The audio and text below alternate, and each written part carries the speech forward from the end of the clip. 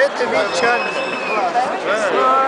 Da Torre Eiffel dos caras aqui, do tal dos gringos. Do tal dos gringos de olho azul, de pele branca. Estamos aqui tá todo mundo motivado. Olha lá, olha a motivação da galera. Esperando os fogos da tal da Torre Eiffel do tal dos gringos. Vai lá, Gaúcho. Aqui é todo mundo tal dos gringos. Gringo total, mano. Eu tô no estrangeiro e tô dos gringos. Toda das Europa eu tô. Eu tô rindo dos caras.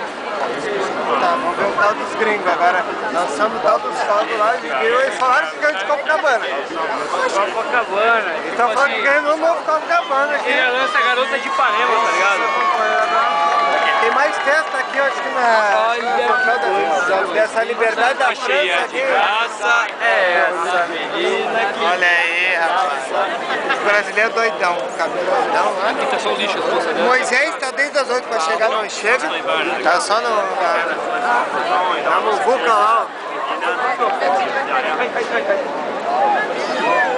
Tem uma mina vestida de bem simpática. Mulher de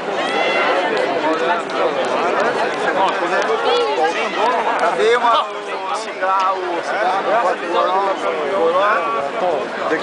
Vai lá. Não gole aí, mano. O quê? Dá o copo aí. Que é o copo pequeno, não tem nada. O único que tem aqui é guardanapo. No McDonald's. Ué. Qualquer minuto.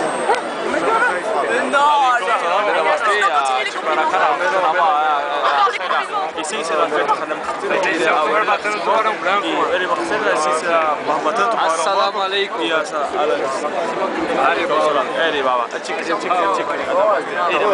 Então tá dando um ponto irado. Vocês saíram daqui tinha acabado, cara? Vocês saíram daqui já tinha acabado? Tinha acabado. Não, tinha acabado.